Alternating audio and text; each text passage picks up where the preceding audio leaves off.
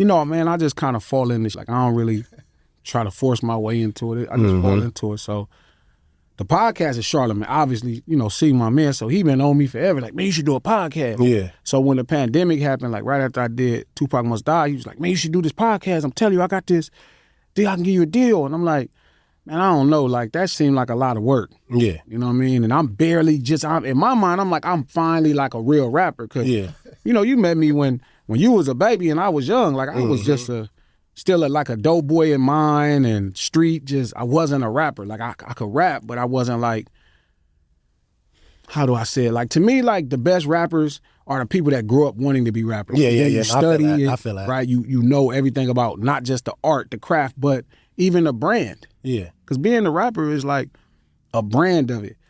And so when I first got into this, it was like, it saved my life. Like, I was selling Sherm every day, you know what I'm saying? It was different. So it took me all the way to 2019 to understand what hip hop really was, what marketing was, man. Straight up. That's crazy hearing you say that. Yeah, because I didn't I was a natural at writing. Got you. I was already always a storyteller, like always a writer, and just had rhythm.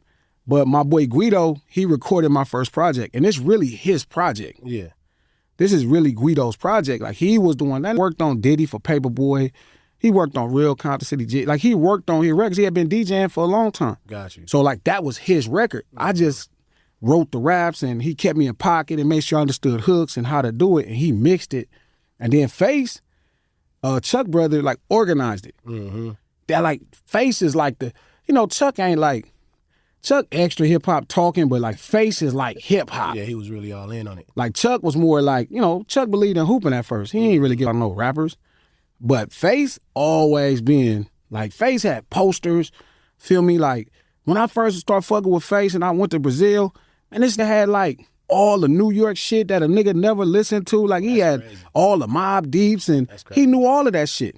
So, like, having him organize it, and then just my natural storytelling. Like, I remember being to the very end of White Lightning, and like, all right, this thing is together. Guido had moved to Atlanta, so I was talking to 2 T's, like, this nigga talking about missing a song, but I'm listening, because I trust Face.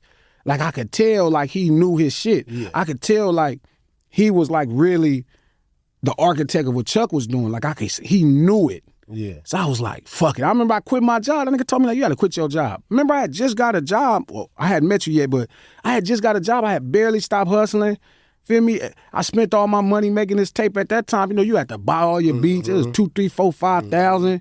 Feel me? I'm in that tape about 19,000. All my little street money gone. Nigga, I didn't pay rent. I'm fucked up, so I get a little job repoing cars.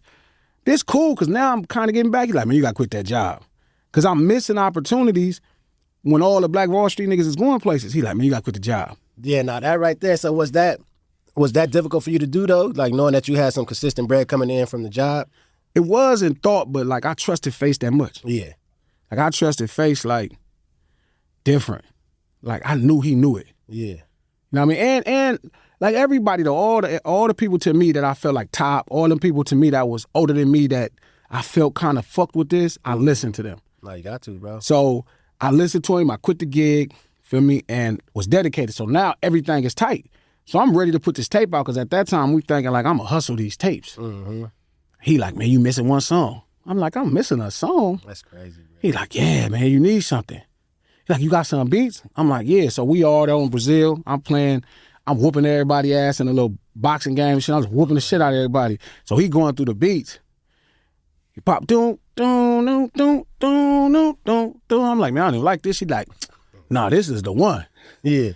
I'm like, this the one? He like, this the one. And so, Rhythm D did it, the nigga who did Real Motherfucking G's, and Chill from Connor's Most Wanted. That was they beat. So I'm like, okay, I start writing it while I'm doing it. So I'm writing in my sidekick at the time, and I'm playing the game. Doom, doom, the beat. I'm just coming up with the shit, playing it. And I remember I went to Chuck's studio and recorded. Because think about it, I'm sitting on Brazil. It's a bunch of homies here, right? There. It's a bunch of Cedars, a bunch of West Sides. It's me. I forgot who else was there. It might have been one other Crip. And we just in this motherfucker chilling. So I was writing what was happening right there. Then I walk across the street and I'm at Chuck House. I'm at Game House and I'm playing the game. And I'm over here and it's a bunch of niggas over here. This just was happening. And that song ended up being 200. Oh, that's sick, bro. That's sick. So damn, man, it's crazy hearing you saying that, because I always look at you like a student of the game.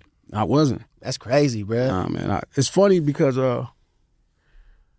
Matt was talking about it, and I was trying to tell him, like, I remember not just being a student. Yeah. I didn't know none of that. I knew this. I knew how we was living. Yeah. Like, I know Mikey Roo. I know Zay. I know the streets. Yeah. Feel me? Rapping was like, this was like my savior. It saved me. But I didn't know nothing. That shit, you got me tripped out, G. I ain't gonna lie, bro. Nah. So, like, when how did you acquire all this hip-hop knowledge, nigga? Like, what the fuck? It didn't start till like 2011. For real? Straight up. That's crazy. I had no, like, okay, so my mom, like, a hella hip-hop. Like, she's a real music head, period. Got you. But, like, you know, we still growing up. I'm cognitive of what's happening. I'm listening to everything, but I'm not into it. I ain't never thought about being a rapper till I was like 22. Mm-hmm. Like, I started writing just as therapy and then rapping at 22. Got you. I didn't think I could really make it rapping until about 24. I was like, you know what, I'll take it serious. But nah, it was like, I didn't really look up to rappers. Yeah, feel that shit. I feel that. You know what I'm saying? Not at that time. Like, yeah.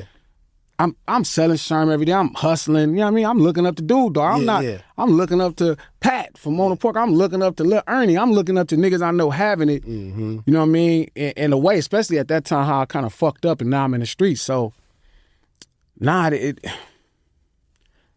had made the money right. I busted a deal with Sony first, so I got all this money. Got you. Then I double back and bust a deal with Cash Money when they go under. Boom. So this all in like 18 months.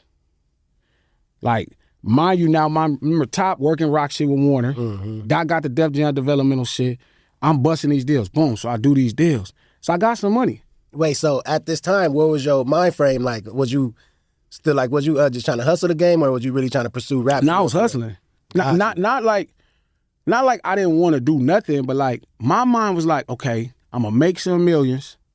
This is how crazy I thought. Now I think how I was. Yeah, this shit crazy. Because it was real. Because it was real, and I was right. Yeah. Like, I'm gonna make a couple $1 million, and then I'm gonna go buy this job. Remember my boy Mexican Mo? Yeah. I'm gonna buy this job as a longshoreman from him. Mm-hmm. What you mean buy this job? Because at that time, like, you could buy lottery tickets to get the longshoreman job. Got you. Like, they didn't hire niggas. I remember that. You had to get referred. So I'm telling him, like, nigga, I'm trying to buy it when I first get the deal. This nigga Mo, like, man, look, yeah, that's actually crazy. That's crazy. I'm like, no, crazy as fuck. Because I'm making my exit. Got you. I'm not thinking like long term or a nigga trying to go to work rapper. Though. Like, that's crazy as a motherfucker. Because think about it. Yeah, like, that's crazy. Mac, think about it. You know how it was. Like, the longshoreman jobs was good paper. Still is. Right? The people I knew. So I'm like, okay, I'm going to make this paper, then I'm going to go get this job, and I'm going to just ride off into the sunset. I'll just be cool. I ain't mad at that either, though. And I got certified, right? That's Akon and Toon. I still don't know nothing. Like, this is Toon who do, you know, what you know about that for Tip and all this old fly shit. And here, Akon got all of his, so they just blessed me in so many words. Like, it just, God put that together. So I get a hit record. I'm with stunning them. I still don't know. It's a bunch of dumb shit, so I'm right there, but it's not happening. But I'm still cool. I'm not even tripping. Like, I feel like a frustration, but like I got money. I'm good. But it's like now I'm starting to crave something. I still don't quite know what it is, but it's winning. I didn't know because I don't think I ever set goals in a business. Yeah, that's actually I think that's a lot of niggas' flaw when they pursuing this shit. Because my initial thing was just the money. I didn't want to have to sell Sherm no more. Yeah. So once I got the money, I had bought a crib, all this shit was happening. It's like, okay, I didn't have no other goals. Yeah. Like, everything I was rapping about was just ideas. I never cared about it. Then once you achieve it, a nigga feel lost damn near. Well, the hit record was a thing because I was like, what the fuck is this? Like, I'm walking everywhere, but people knowing me, niggas hitting me up like, oh, what's up with you? Like, I'm thinking they finna trip. It's like niggas that like music. Mm-hmm. So it was kind of weird to get used to. And it didn't really hit me until about 2010. Got you. My homeboy, Scab, Lil J got out of prison. And he wanted a job. Lil J, I just did like 15 years. This is like one of my childhood partners. Went to jail, caught a bad case, a murder case and all that, but got lucky, got 15 years, you know what I mean? He home. He need a job. And it hit me like, I was straight, I was making money, but like if I wanted to hire this nigga, I didn't have enough money to hire him. Like whatever that 150, that wasn't enough. Like at the taxes and all, like I couldn't give him 70,000. And then I'm with Stunner and tuning them every day. They paying 6, 7 niggas, 8, 9, 10 niggas. So I'm like, yeah, that was doing it different. Okay, something is here, right? Something is here. Okay, I need to figure out. That became like, that's when I realized like, I might have been good, but I'm not winning in this business. Yeah. I was winning in life because I'm this D-boy that used to sell Sherman and all that and threw away his future hustling and gangbanging. And now I don't have to, but nah, it's more here. Mm-hmm. And it meant more to me to try to see how I could give him a job. Now this nigga back locked up now, so I really feel like, damn. If you gave him a job, he might have stayed out. Because it's one of my homeboys that I get. I don't fuck how wild he is. That's my homeboy. You know, you got them boys that's everybody looking crazy, but these your people. That's my people. So it made me feel like, damn, that's how I started learning. Got you. Because at first it didn't really. Is that when you wanted to make it long term then? At that point you said, okay, this is going to be a long term thing? Not as fast. Mm-hmm. Well, no ceilings, GL. Got my brother King in here. Little brother MackWop, you know what I mean? Finna get into this old bullshit. Nah, it was like, I started realizing how much I didn't know. Okay. So this is right around the time the blog era is taking off. Mm-hmm. Here's a perfect time I'm listening to somebody that I trust, right? This is Dude Dogg, top telling me like, gee, this internet shit finna be it. I'm telling you. And I'm like, because I'm not fucking with these internet niggas, no. What? That's what I'm telling Top. No, like, for real, though. I'm telling Dude, I'm like, man, these little goofball ass kids, man, I slap you out these. Because you know, like, we looking like, man, hell nah. So me and Rock, we like, Doc kind of see it. He fucking with it, right? Q fucking with Mac and shit happening. So I'm like, damn. So that little molehill became a fucking mountain. Mm-hmm.